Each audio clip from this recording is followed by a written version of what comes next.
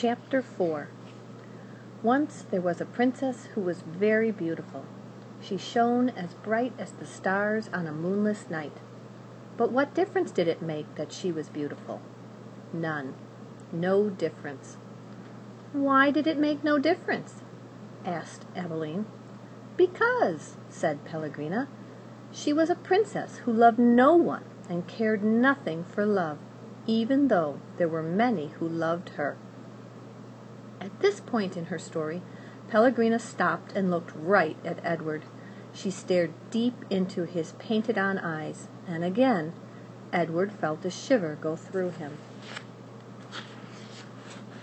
"And so," said Pellegrina, still staring at Edward. "What happened to the princess?" said Abilene. "And so," said Pellegrina, turning back to Abilene. "The king, her father, said that the princess must marry, and soon after this a prince came from a neighboring kingdom, and he saw the princess, and immediately he loved her. He gave her a ring of pure gold. He placed it on her finger. He said these words to her, 'I love you.' But do you know what the princess did?" Abilene shook her head. "She swallowed the ring. She took it from her finger and swallowed it. She said, 'That is what I think of love.' And she ran from the prince. She left the castle and went deep into the woods.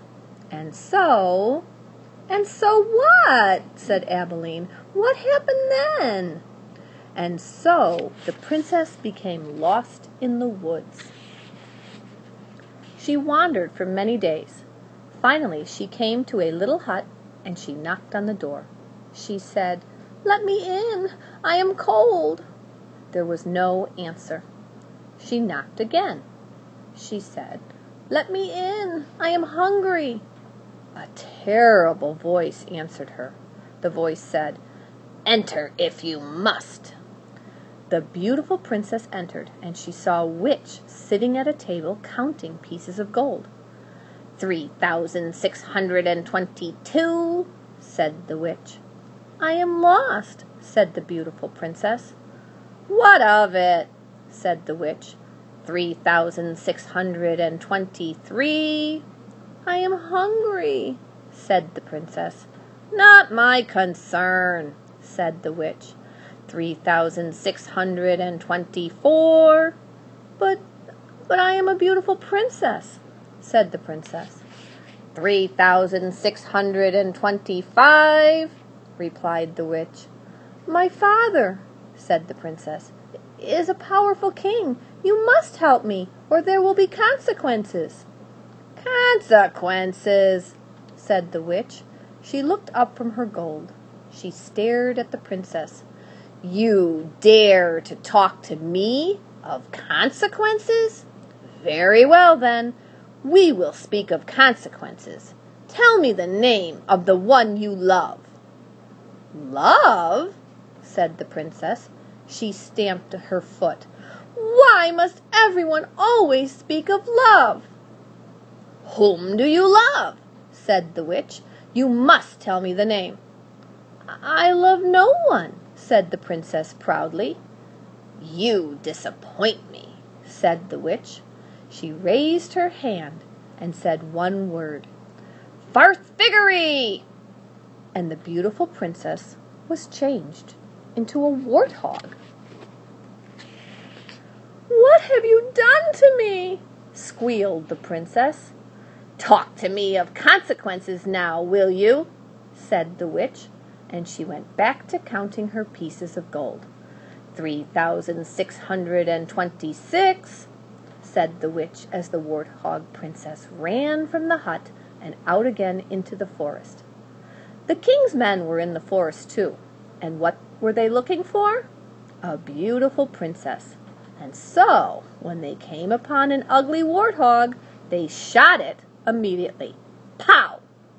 'No!' said Abilene. 'Yes,' said Pellegrina. The men took the warthog back to the castle, and the cook slit open its belly, and inside it she found a ring of pure gold. There were many hungry people in the castle that night, and all of them were waiting to be fed. So the cook put the ring on her finger and finished butchering the warthog. And the ring that the beautiful princess had swallowed shone on the cook's hand as she did her work. The end. "The end?" said Abilene indignantly. "Yes," said Pellegrina, "the end." "But it can't be." "Why can't it be?" "Because it came too quickly. Because no one is living happily ever after, that's why." "Ah, and so," Pellegrina nodded. She was quiet for a moment. "But answer me this. How can a story end happily if there is no love? But, well, it is late, and you must go to sleep."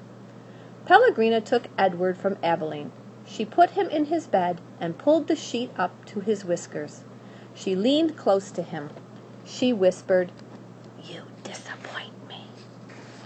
After the old lady left, Edward lay in his small bed and stared up at the ceiling. The story, he thought, had been pointless. But then, most stories were. He thought of the princess and how she had become a warthog. How gruesome! How grotesque! What a terrible fate!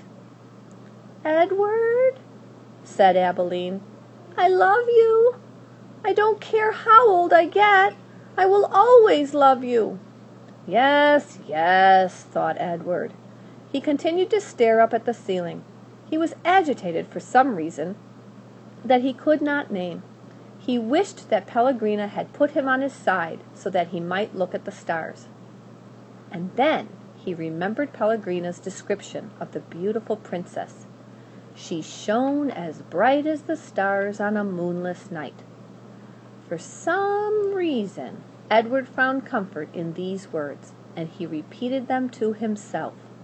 As bright as the stars on a moonless night, as bright as the stars on a moonless night, over and over until at last the first light of dawn appeared.